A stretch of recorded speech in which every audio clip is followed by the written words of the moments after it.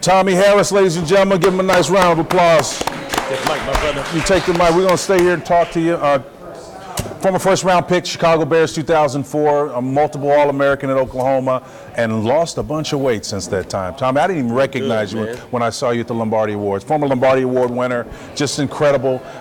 Your story's narrative and powerful, but first of all, give us some sense of what these guys have got to be going through right now in the NFL draft. Well, tonight the guys are really dealing with the unthinkable. I mean, they really don't know what's going on. I remember staying in Killeen, Texas. I went ahead and went home, and all I kept praying is that something bad wouldn't happen to me. You mean like off the field or just injuries? I just wanted to make it to draft. Just draft me. Right. I didn't want nothing to happen. I didn't want something to happen where just somebody pick me on this day that comes out. Just call my name before. Now help me. Now listen, Marco, we've been talking. What is this? This is a trait or an attribute that I have seen with guys who ended up being great players. Right. Like Tommy, another guy I played with years before him, so I like taking litmus tests like that over time. Al Smith was a similar player. You talked to him, he had this mentality, I'm not going to make it. Right. You know, it's amazing. It is. I mean, that attribute I think is a great trait to have. It's so a spirit go of ahead. humility as well, and I think that allows people to be sustainable, talking about sustainability. Yeah. Pride comes before every downfall and fall. Very good. So you got a spirit of humility, man. So how did that help you navigate getting drafted so early? Because now the spotlight, you are the guy, right? But I think to know that my spotlight was more of a privilege than what I thought was owed to me. So once I did get drafted, then I became Lovey's first pick, like one of the first black guys to have a first defensive tackle that was black. Like it was a lot of stuff that was deeper than what I thought, and even the Super Bowl was the first two black coaches. Right, I remember that. So I'm looking Tony around Dungy, like, what is this? You know, so just to be a part of Lovey's ideal that he could recreate a 4-3 or a Tampa 2 through me. To help Urlacher. When Urlacher got that jacket, I got a jacket. I won the Hall of Fame too, because I knew before I got there, he was running 3-4 that wasn't doing anything for him. We run the Tampa 2 system that served him, and every player is as good as his system. I don't care who you are. That's why I'm worried about our guy Baker. That I hope that he goes into a system. I don't care how talented you are. If you aren't paid to fit the system, bro, then you're gonna. The system would outdo you. So that raises a very interesting question. I'm not sure if there's anything that we could have done about it. As you're talking to us now, you were like, I'm just glad that I'm making it. But how much, and Marco, maybe this is a question for you, and then maybe you can chime in on Tommy to kind of give us a context of what it was like for you. But how much should these players and their core group around them be looking at that context? I can guarantee you that Archie Manning was helping his son look at the context. That's the reason why neither one of them went to San Diego at the time, because they knew. Not many.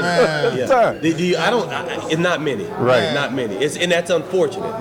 Because you see it play out in their careers as well. There's that sense of entitlement.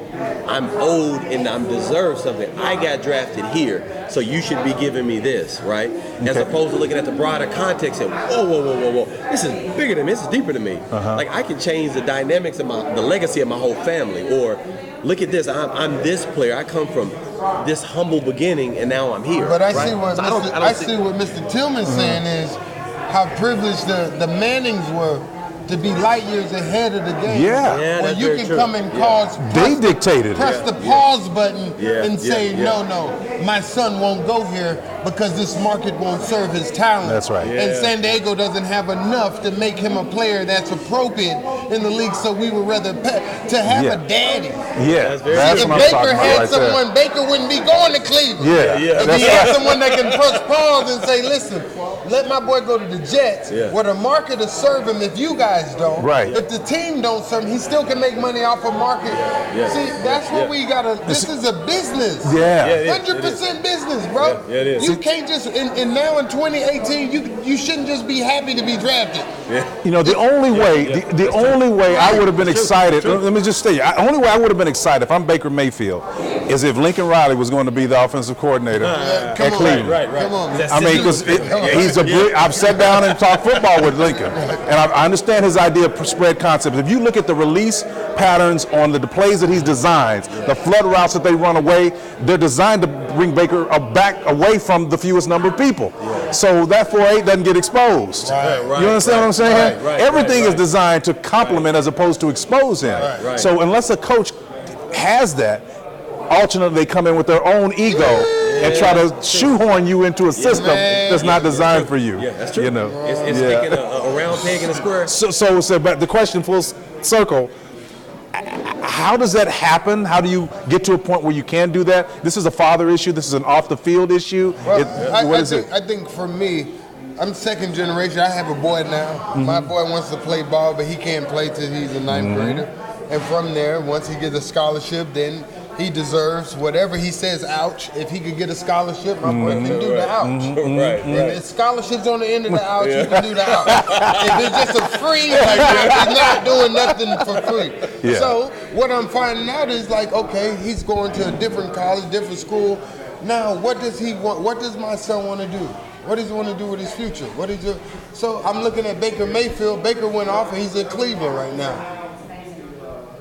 No daddy. He just went. They're excited. They're this. I know that my son, he has the potential to be one of the top players. He's special. Early, I'm watching it already. So I'm looking that when I'm in this seat, I know that we don't have to take that. Just like Archie knew. I done been here before. I just make a call and I'm going to say, hey, pass my son. But that's the privilege you get. That's Archie showed me that. Archie showed me that. I'm going to use that now. I learned that from Archie Manning. So when y'all see Tyson Harris and y'all see his daddy say pause, no, he not. I just got it from Archie. There you go. Back in 2004. Archie left him bibliography and footnotes. That's what he gave it to me at. So again, we've talked about a lot of the things that these players are thinking about. Sustainability comes up to another part of this. Derwin James, safety out of Florida State, goes to San Diego. So LA rather. Let me just put it at San Diego Chargers. It's tough for us to do that. So the defensive players are going now. Minkah Fitzpatrick went before. Great safety for Nick Saban. What do these players need to be thinking about that perhaps in my generation they probably weren't thinking about? I mean, the dollars are so insane these days. Give me a nugget. Give me something I can put in my... I think the contracts are already spoken for. Okay. Right now, you know, the top... You slotted. You're already slotted, and especially now, you already know what you're getting. The first 20 picks already know where they fall at and what's the max they can make within the next 3 years. Right. Very true. It's already spoken for. So now the job has to come through focusing. The number one thing is, where would I live? Okay. Where am I going to live? If I'm a first round, if I'm guys in this round, I got to live next to the facility. Don't get in no big house. You just came from a dorm room. There you go. You don't know how to pay no bills. You don't know how to pay nothing. Get you something where that'll teach you how to pay annual, I like that. monthly bills. Get you ready for success. So get you in a nice place, but make sure it's within 5 to 8 minutes from the facility. Don't live far. Your job is to be in that city for the facility. That's good. Move by the facility. Al Smith, the guy I was telling you about, had an apartment. The only thing was in the living room was weights. I swear to God. He came I had to convince him to do that. Came there for business. Yeah, he came. That was his one-track mind. Anyway, okay, so that's one thing. I cheated. You gave some such good advice. Give me another thing. What's the next thing? Next nugget they can have. So I'm writing it down. So next thing you'll do, 5 to 8 minutes put from all the your facility. put all your money in one bank account. You don't got to go with a financial advisor. You don't got to go. You can actually sit your money in one account until you know what you want to do. You don't have to rush. You don't know these people. I signed with people I never knew in a million years, but I thought they was my friend. Dude, that's your money. So it gets back to your relationship deal. There you go. Yeah, you don't have a relationship. Slow it down. You can put that in a regular, until you built the relationship and you feel like you're safe enough to give it. But you don't have to rush. I thought you, like when you coming out as a first rounder, you think you got the Mr. T kit. What car I need? What necklace I need? What house? You doing what everybody else do, but you don't. It's not necessary because unless you hear someone that you respect say it ain't necessary, you ain't gonna know it's not necessary. You don't need none of it. Yeah. You're new money. You're new to this. You come from nothing. I went from a dorm room to $1 million house. Nobody told me to slow down. Yeah. Slow down. Congratulations. You got a pocket full of money, man. Yeah, appreciate it. Slow yourself down. And once you slow the game down, you can know the proper plays to throw. You know where to throw. Slow it down. Yeah. You ain't got to rush it. Slow. And congratulations. Tommy's serving up great knowledge, throwing up great wisdom and nuggets here, slowing the game down. And he's not even talking about from the quarterback position, or maybe he is. You are the quarterback of your destiny now. Slow the game down so you can see and make complete passes. That's great. That's it. Man, this has been great. I almost feel like talking some more. It's good stuff. All the nuggets away, man. Appreciate you, man. So, Tommy, give us one parting thought. Besides, you gave us great wisdom and nuggets on that. If you could give one bit of wisdom to parents who may have sons that show the kind of talent, potential, what would you tell them? How to nurture it? You know, you just gave one piece of advice that you wouldn't let your son play because of obvious reasons, I'm assuming concussion and things of that nature. You got to be disciplined. What advice would you give parents who have sons that show potential to play the game? I just say that you slow down with your kids and you let your kids gravitate to the game. And as much as they love the game, you love it. But you can't love the game more than they do. If you do, they'll resent you. And that's the truth behind it. Whether it comes now or it comes later, the kid will resent you if you love what he does more than he loves it. Now, forgive me, but that sounds kind of biblical. Okay. About training the child up in the way that they should go. Okay. And when they're old, they won't depart. Yes, sir. See, most preachers I know, when they preach that, they're talking about discipline. But that's not what the context is about. Yes, Training up a child in the way they should go means what their gifts and talents are inclined to. That's it. There you go. And then if you allow them to do that, as you said, they won't be angry at you and they won't depart from their gifts. Man, you better preach. No, you just preached it. I just But said you don't get to that sense of discernment without having a relationship, a genuine relationship with the kid. So I had that relationship with my father. He didn't have a dad, but he said, I'm adamant to be what I did not have. And so he focused on having a relationship so he could discern, you know what, my son has an inclination towards this thing. I know he forced us to be in martial arts. He was a 7-degree black belt, martial arts instructor, 27 years. So you're gonna know how to defend yourself. Outside of that, in discipline. He said, Dad, this book. He didn't force, he didn't push, but he supported. Right. If I had an inclination to play piano, which I did, he supported. If I had an inclination to do that, art, he supported. And then you allow them the ability to explore, right? And then you can actually develop systems where they can get a sense of their own personality and their own skills. There's disc profiles and Myers-Briggs, and that's no plug for them, but I'm saying there's personality tests that can give them an idea of industries that they could explore. I knew what I was conducive to and what I had an inclination at an early age. Because they identified and they said, hey man, there's some things you want to consider. We'll support you. Support you anything you want to do. But because of the relationship, it opened up the door for discernment, right? Tommy, before we let you get out of here, what's up next for you? What do you got going? Man, I'm speaking. I have a book coming out. Nice. Yeah, I have a book. Working title? What the working title for you? Yeah, it's bearable. Anything in your life is bearable. It's bearable. I like that. That's deep right there. A lot of play on words on that, right? Yeah, it's bearable. It's because bearable. the Bible says, God said, I'll never put more on you than you can bear. That's right. Yeah. So whatever's on you, it's bearable. Coming from I look at it as a spotter, right? Sometimes in life's weight room, we're in life's greatest weight room, and many times the weights get difficult and it gets heavy. But as it gets heavy and difficult, you look up and you realize you have the world's greatest spotter. So if you realize you have the world's greatest spotter, the promise comes that I will never put more on you than you can bear. Yeah. So whatever's on you, I want you to know that it's bearable. It's not stress. Look up. Look who's tapping the weight. Like whatever it is you're dealing with, you're gonna make it. right, so all right. That's good. I'm like that. No donation button. You know. That's the play. Thank y'all so much. Thank you, Tommy. Yes, sir. Tommy Harris, former Chicago Bear, first round draft pick. That's awesome. Good guy. He's a good guy. Great guy. A lot of tremendous, depth, a lot of wisdom, a lot of experience. That's firsthand knowledge. Tremendous wisdom, and again, we didn't want to put him on the spot, but I mean, just the narrative that he has, having lost his wife in the tragic way that he did, and the capacity to rebound from that at the zenith of his career, and talk about resiliency and sustainability. He is a walking example of that. And for those of you that don't know the context, former Oklahoma Sooner, two-time All-American, the guy was a defensive lineman. He's much bigger. He's trimmed down so much. Looks great, though. Does yoga, keeps himself in great shape. And you're talking about a prime example of what it means to be a success after the cheering stops.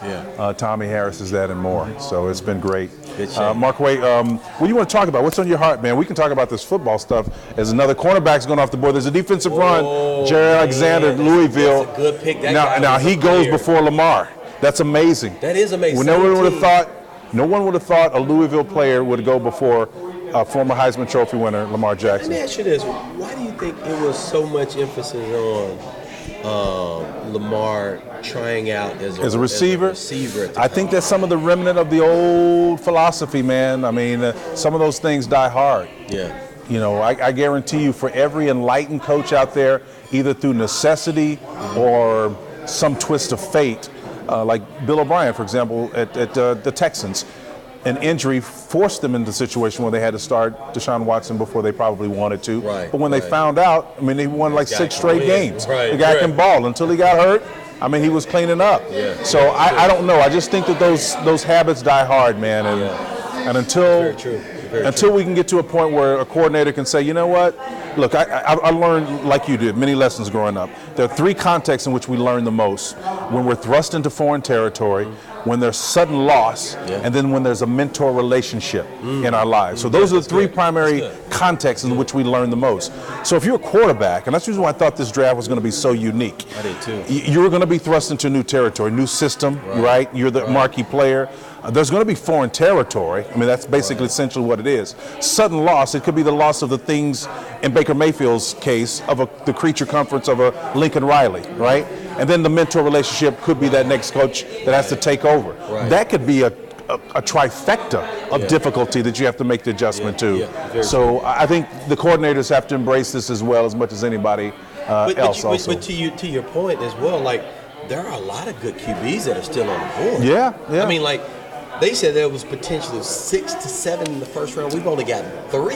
Yeah, and we're already at the 19th pick of the draft, right? It's amazing.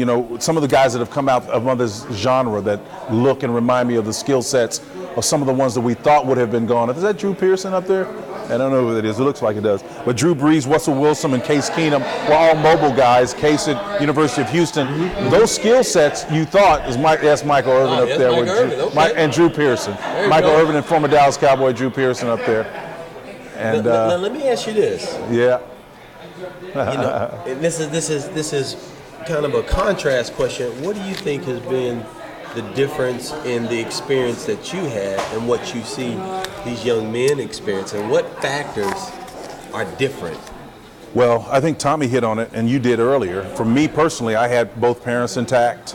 Mom, we came from an impeccable environment in terms of the moral fiber of what we had. Didn't have much money. We were broke as the 10 Commandments, but we had a lot of passion, a lot of love in the house. I think that was probably the main thing. I did visit Alabama, UCLA, big schools, but I ended up staying in state and went to Oklahoma.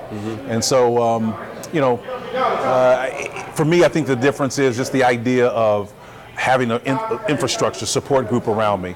People who loved the game, who loved Oklahoma, who knew me and my family well, and it was a concerted effort. I mean, I had this umbrella over me and a support system underneath me. So, So, I think it was Troy Aikman up there a minute ago just talking about Dak Prescott last year before last. But what are the Cowboys going to do with that 19th overall pick? That's the big question they've got to answer. Do they fill in some holes on the offensive side of the ball? With Dez Bryant actually taking the exit? Okay. All right. Great. So, well, no matter what they do, it's going to be entertaining to see what happens because we're here in their backyard. It's a stone's throw away from Jerry Well. This is the first round draft pick since 2013, and so we'll see what the Cowboys